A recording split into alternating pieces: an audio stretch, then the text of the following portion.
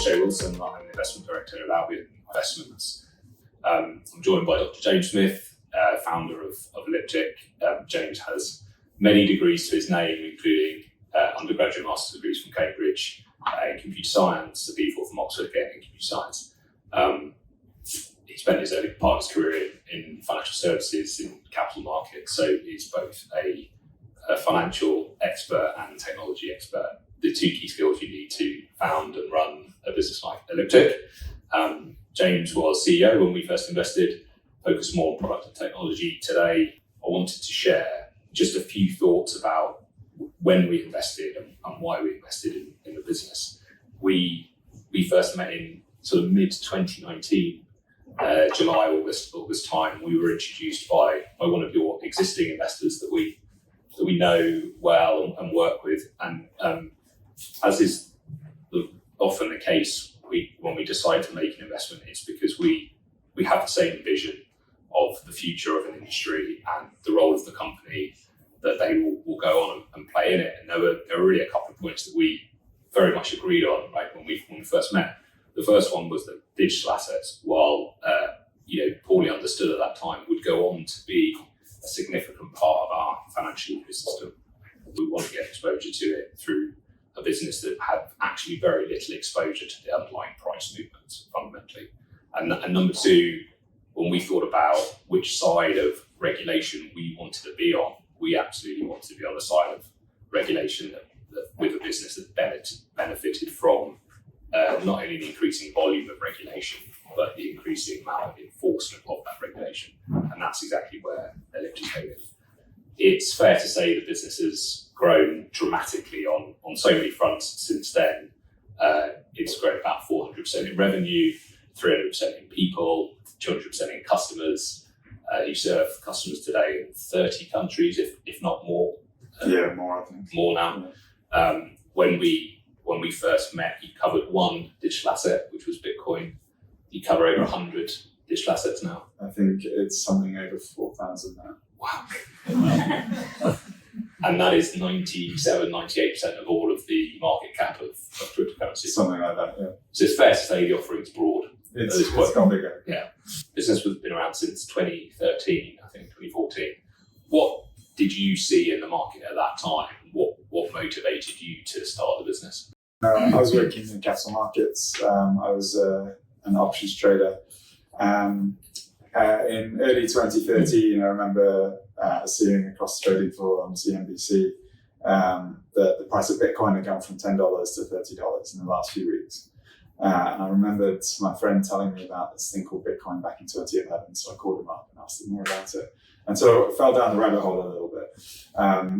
Really interested in the technology side, but also sort of hard to describe, but we just both felt like this was an important asset, that this was, that there was something almost intangible here that was fundamentally new to the financial system.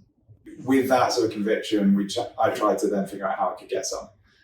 So I went to try and buy some Bitcoin. There were no exchanges around in the UK, although they would pop up and disappear again because no one could actually get any banking relationships. So as soon as your bank found out you were running a crypto exchange, you got shut down. I bought some from a guy on a forum, and I had to send money to his bank account and then hope that he sent me some Bitcoin.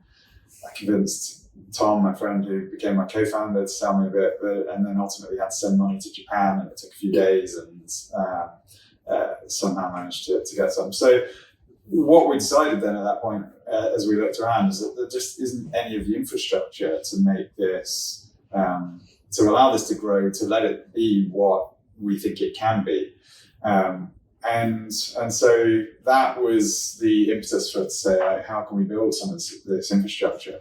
I was sitting there trading listed options and seeing like many pieces of the infrastructure that sit around that, and then looking at this nascent world of Bitcoin, where the people running an exchange were organizing it in a warehouse. They're squatting in a warehouse somewhere in East London. So we started, like many businesses, pivoted through a few ideas. We started off trying to set up an exchange. with legitimate banking in the UK, but no bank wanted to touch crypto at that time. The first product we launched, which was right at the beginning of 2014, was secure custody for Bitcoin. We knew that you would need a custodian if you were a fund or some other body that was going to hold crypto, that you'd need a custodian to set that up. But there were not many funds around at the time who were investing in Bitcoin. So I think we had one fund customer and then a bunch of retail. And retail don't like to pay for things. So that didn't really work. It's fair to say the custody of crypto assets is a huge problem in itself. And many people, I'm sure, have read headlines of people losing their private keys and losing millions, if not hundreds of millions of pounds in hard drives. Yeah, and it's partly due to the fact that transfers are irreversible. These are bearer instruments, really. So if you lose it, it's impossible to get it back unless the person decides to give it back. So it's actually kind of a scary business to run as well. We had multi-signer authorization on all this stuff, but ultimately, if you wanted to take the Bitcoin we had, you should probably just take my co-founders and me hostage, or our families hostage. So I'm glad we pivoted away from that. But we were one of 30 businesses in the world at that time doing something in crypto. So we knew the founders of most of the other businesses. And so by chatting to some of them around today, still like Coinbase and Gemini and Bitstamp and a few others. So chatting to the founders of some of these exchanges, we realized increasingly they were getting attention from US regulators who wanted to know where the money was coming from. It was around the time that Silk Road was hitting the headlines, which was a drugs marketplace that some of you may have heard of.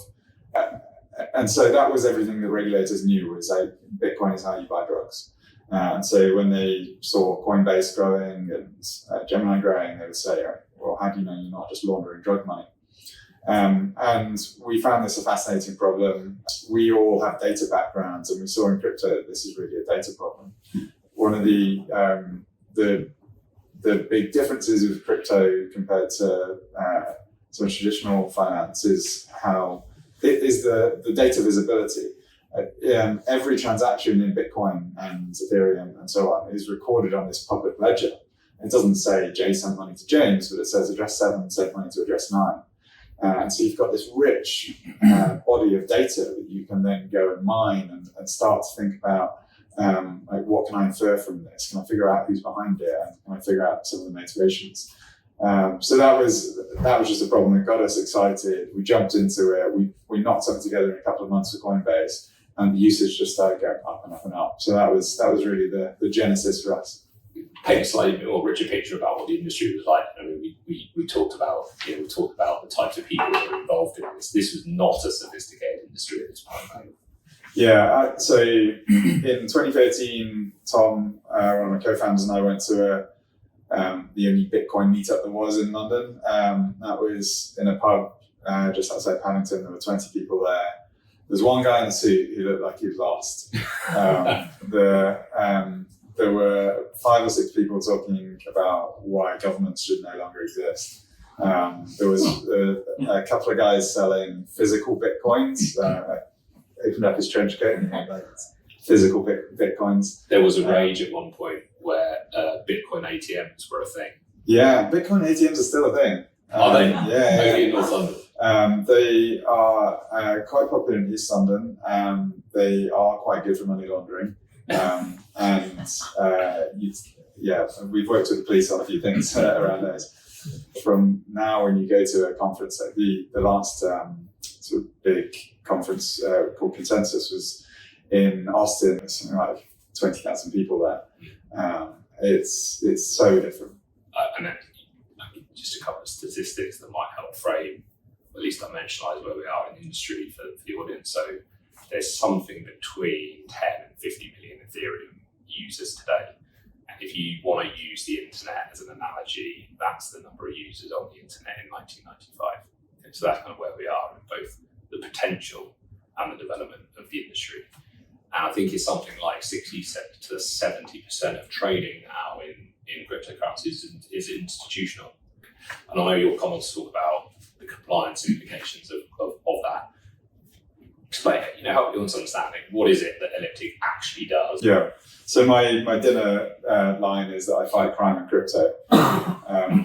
But our customers broadly fall into two groups. Predominantly, we work with enterprise financial services businesses. So that'll be exchanges like Coinbase, Binance. There's a lot of fintechs, Revolut, Square, PayPal, etc. Increasingly, banks and other custodians sell a service to their compliance teams. We have a variety of software tools that all, in their various ways, serve up a unique data set that we've been building over the past 9 years. They use us to screen their customers' transaction activity. So any deposit or withdrawal of cryptocurrency, they screen that transaction through our system.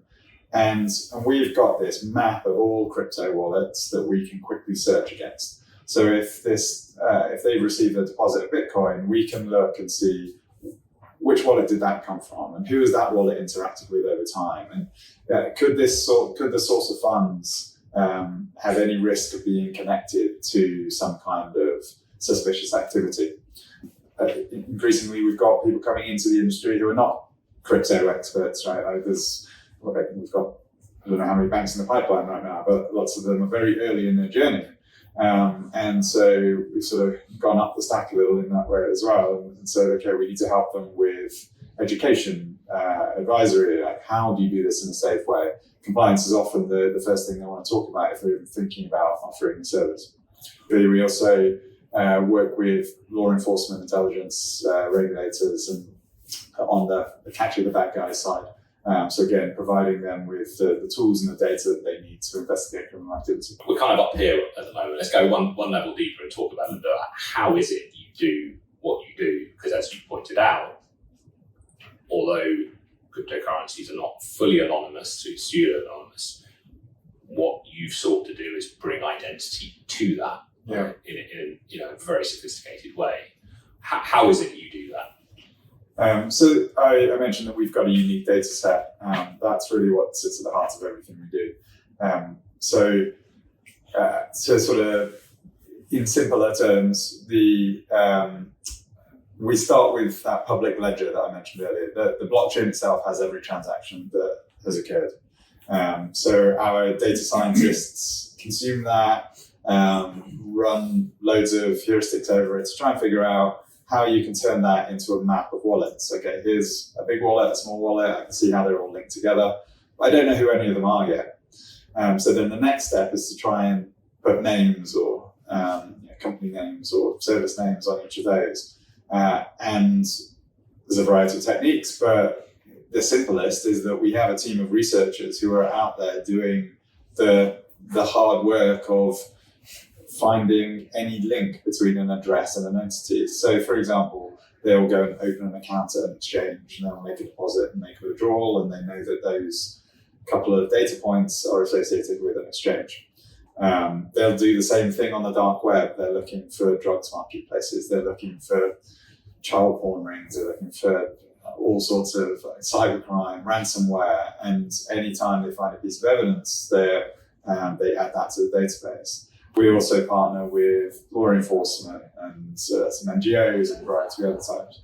So really, it's about building up this map of all of the wallets in crypto, and then understanding for as many of them as possible who's behind it, and then the rest sort of flows from there. And to that extent, Elliptic is just really so much more than a pure technology business. I mean, there is deep understanding of financial crime here. Yeah, and I think one of the exciting parts is sort of jumping into getting the research team jumping into something that might be very current. Right? When there's a Twitter hack, we were straight on it, working with the authorities and with the whole industry.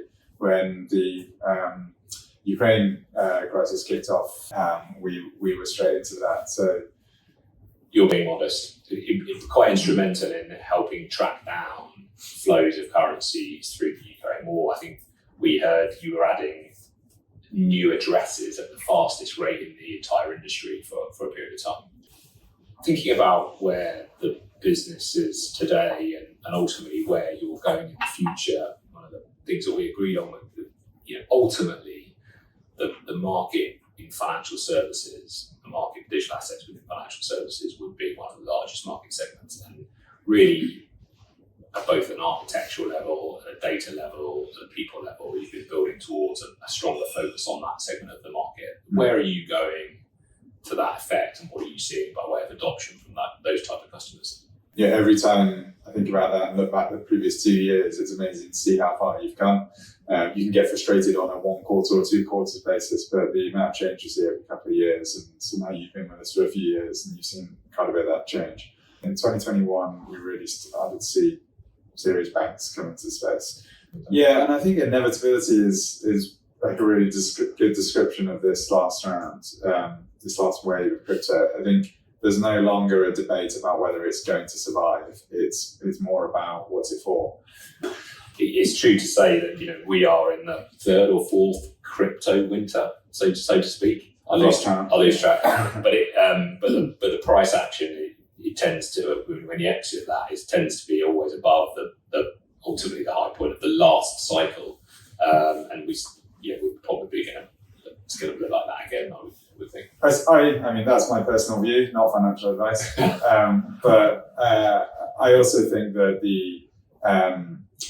the activity that we're seeing this time around is perhaps a lot more important than even the price. I mean, I don't know whether Bitcoin needs to be expensive or cheap, but the transaction activity that's happening is the more exciting part, and the number of ways in which people are starting to use crypto. NFTs might seem silly when it's like a picture of a monkey, but actually these things are like new ways of modeling ownership, and we all care about that. We all care about bonds and stocks and houses and how you transact these many different assets that are important to us. I think one thing that's good about hard to collect data sets is that they're hard to replicate, and so it's a real competitive moat. We've been collecting this for 9 years, and while some of there are newer players coming into the market and they try to replicate it with various machine learning techniques, having like really good ground truth data is the best way to ensure that your accuracy is high. And it's fair to say on that point that you have data about entities that just don't exist today, and therefore cannot be replicated, right, to your point.